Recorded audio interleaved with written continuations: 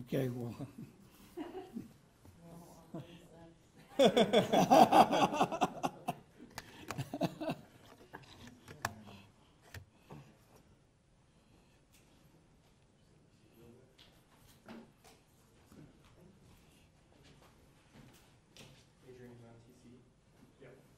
Everybody ready?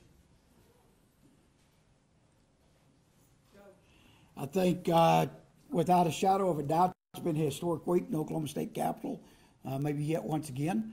Had a lot of outside visitors this week, mainly from the education community.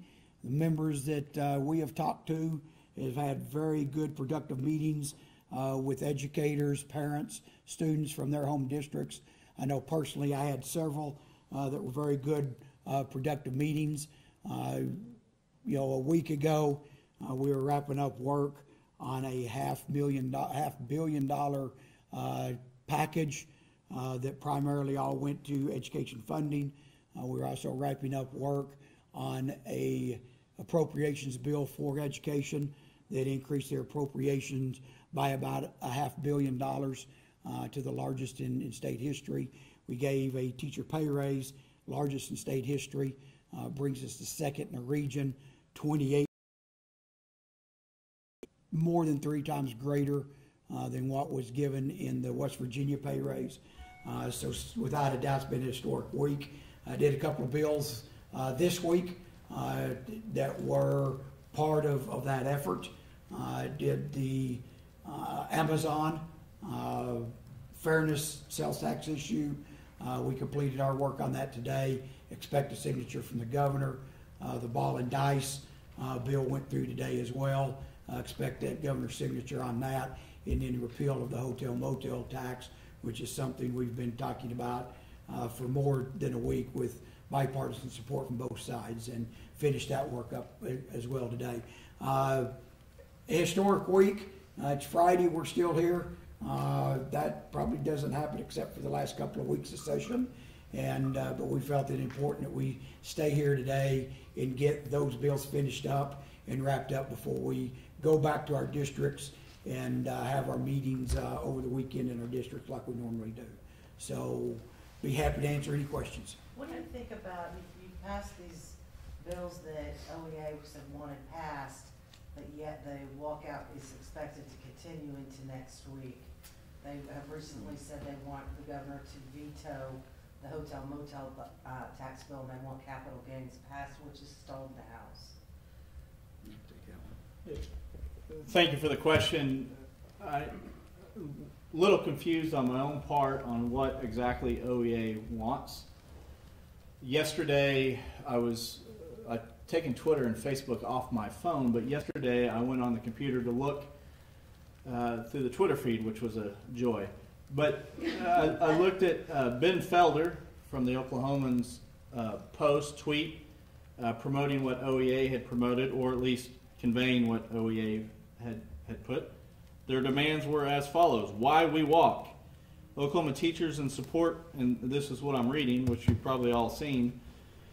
Oklahoma teacher and support professionals have stepped up for our students time and again in the face of bigger classes, fewer resources. House Bill 1010 XX was historic, and we need you to finish the job. Our children are worth it.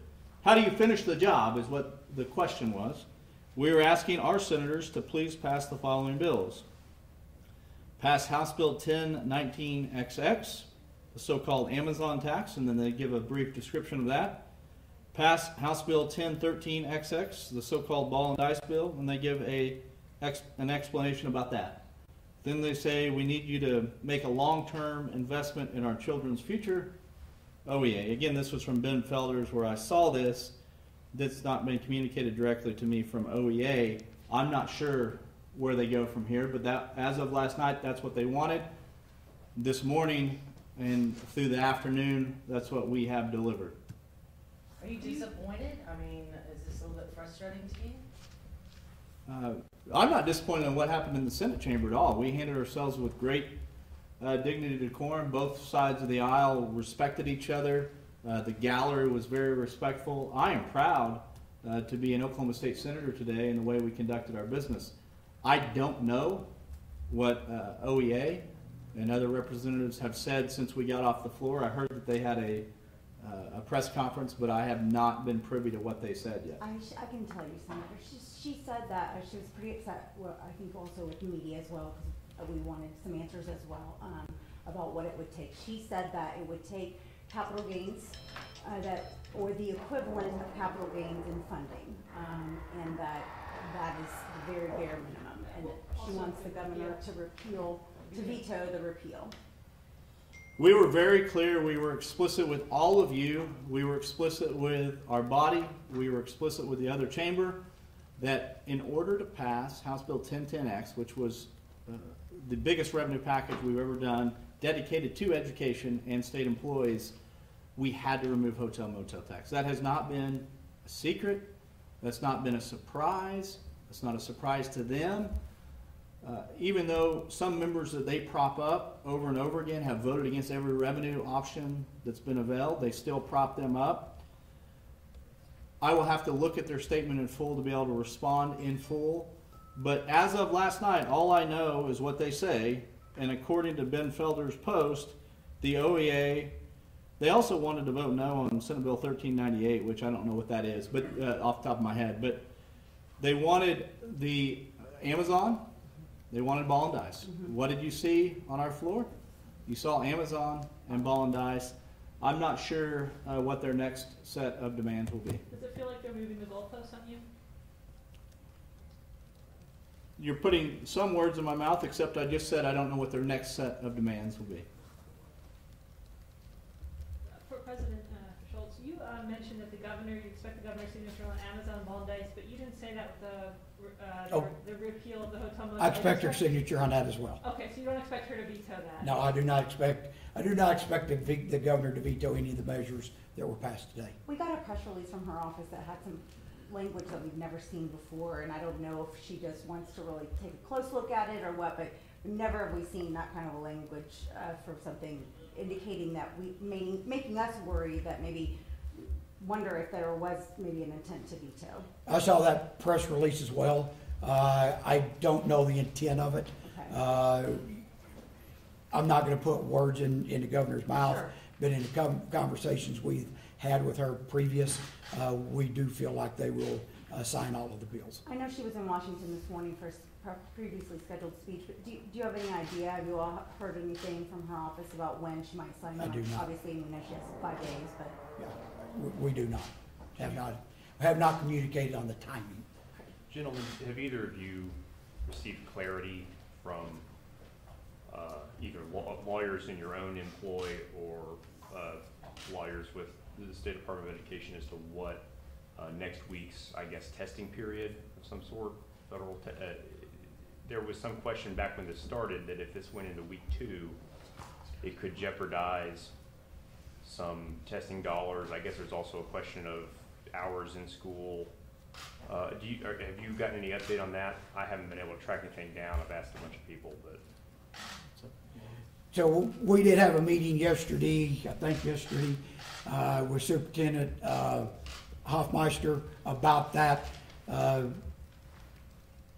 subject, and what she indicated to us was the testing window is this week and next week. It needs to be completed. There are federal dollars tied to that, and her office is preparing for worst case scenarios and hoping for the best case outcomes. What would be a worst case scenario, and That we missed the window altogether. what would that cause? We didn't get that deep into it, other than there are federal funds directly tied to some of the testing that we do this time of year. Do you expect this is the end of your obligations for a special session?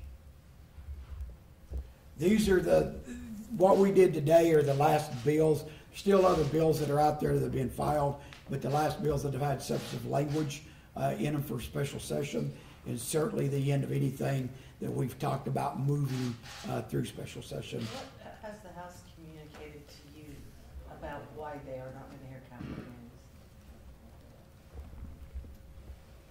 gains?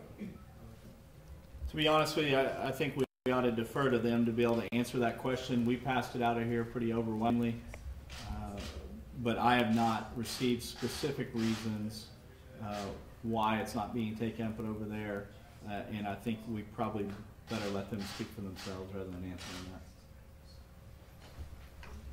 There was some talk about wind reform next week as kind of what's maybe going to be focused on. Can you just say a word about what exactly we're talking about here? Say the first part of that. Yes, someone said that next week we're going to do wind. Okay, and I thought that's what you said, but I want to be sure. Wind reform has been part of the conversation for a long time. And we walked through a long history of the credits. We walked through a long history of the changes to the credits.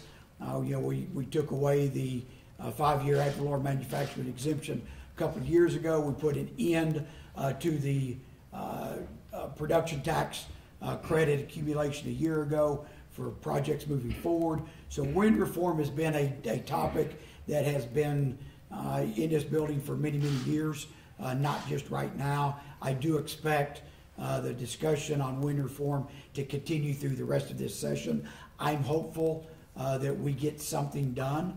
What that is, I'm not sure at this point, whether it's a soft cap or gross production tax of some kind. Personally, I have advocated for a gross production tax on the industry for years. Started that process about 6 or 8 years ago with the industry, having that discussions with them, because I thought it was best to have it with them rather than throw it out and let it be a surprise. And I still think that's the best path forward.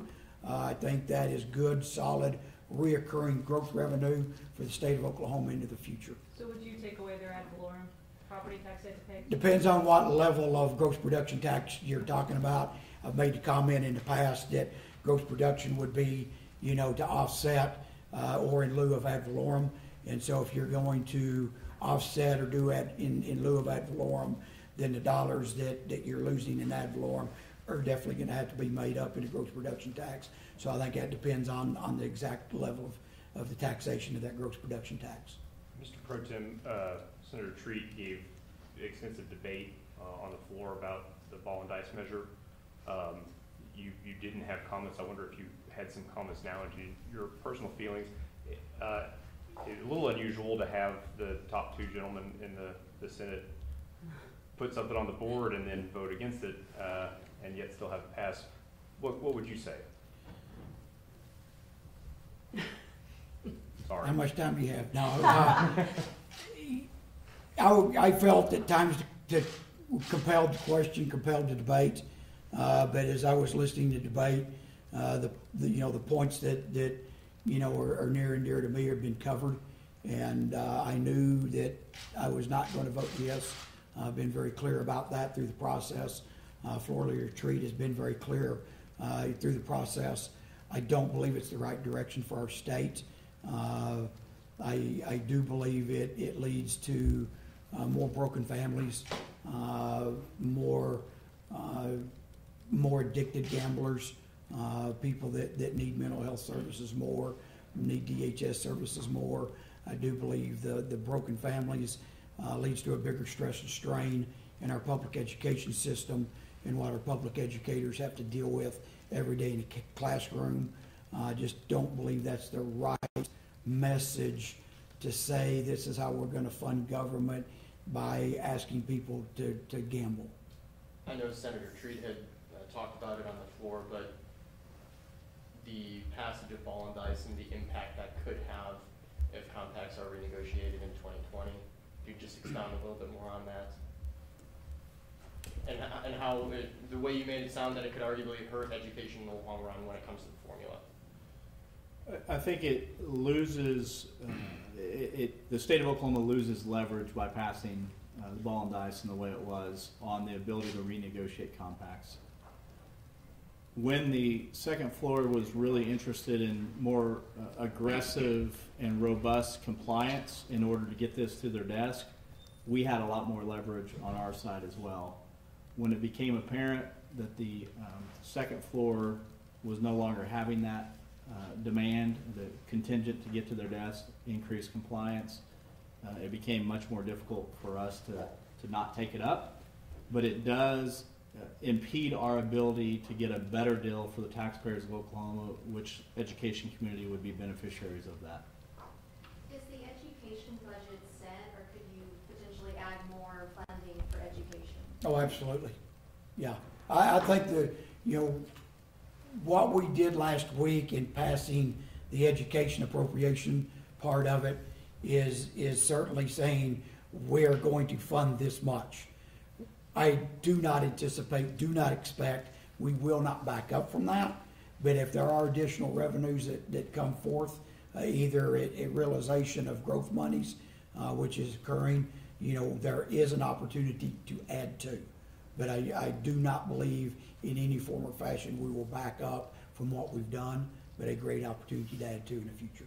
Back to the ball and dice, it's going to generate $22 to $24 million in the first year. How much of that is going to education, and when will it go to education? Walk through all of that. I'll walk through to the best of my knowledge. So on the gambling compacts, the existing gambling compacts, and the statutory language that complement those, it states that 88% of that money goes to education in the form of 1017. So this will be the money, whatever money is generated, will go to the 1017 fund for us to be able to appropriate next session for the fiscal year 20. It will not add any into the fiscal year 19 budget, to the best of my knowledge of the way I understand it working. 12% of it comes to the general revenue fund, of which we can use 95% of that in our budgeting for next year. Can you expand on the compliance concerns you have? I've spoken with people in the past who feel like there needs to be more oversight, I guess, of that, so that the amount of money being sent to the state is accurate. What can you expand upon that? There's varying levels between the tribes that participate in gaming of levels of cooperation and allowing the state to oversee and verify the numbers that they send to us. I would recommend that you talk to the Office of OMES, Office of Management and Enterprise Services. They have a gaming compliance division, which has a great level of expertise on how this works. I would direct you to them to get more accurate information on the level of transparency on it. Yeah, so as I've reviewed the data, I am not comfortable that the state of Oklahoma can verify what the tribes are paying in is what they should be paying in. Just so you know, they've said they're not allowed to talk to media. So, well, I did not know that. Yeah. Maybe put a bug in their ear. So from this point forward, we're not allowed to talk to media. We didn't know that was an option. I was completely unaware of that. What I will do is get together some facts that I can compile and get to you if you're interested in that. Thank you. Teachers still plan to walk out next week. They're still waiting for more funding. Do you have anything you want to say to them? We always welcome constituents into the building. I actually got to see a cousin of mine that I haven't seen in I don't know how long, and she claimed me, which you're always a little unsure. But no, we always welcome constituents up here to come interact with us. It's good to have them here. We certainly interact with them when we're in our districts, but it's always good to have them in the building as well. Senator Treat, you made a comment on the floor, and we've seen your son Mason, a constant presence on the floor this week, very well-behaved child, but also you made a kind of tongue-in-cheek joke about not having sitters this week. And that wasn't a tongue-in-cheek. That's really what. No, that was not a joke. I got hit on social media saying, "Are you calling teachers babysitters?" No, not at all. Teachers are a very professional group of people. The people who teach my kids were actually up in the gallery. My son was waving at them today. the babysitters I was referring to is I had lined up babysitters and they had a doctor's appointment and I couldn't go to it. Mason has since become addicted to being up at the Capitol with me this week and trying to find his teachers. It's Where's Waldo? He likes to look in the audience and find his teachers. But no, it was not tongue in cheek at all. No, I wasn't meaning it that way. What I was going to ask you is, so many people have said, okay, well, it's easy for lawmakers to say this because they don't have kids, but we have seen your own children on the House floor and the Senate floor all week, and Mason has been a constant presence. Like you said, obviously he's curious about the process and looking for his own teachers. He is very curious about the process. He's really enjoying seeing his teachers.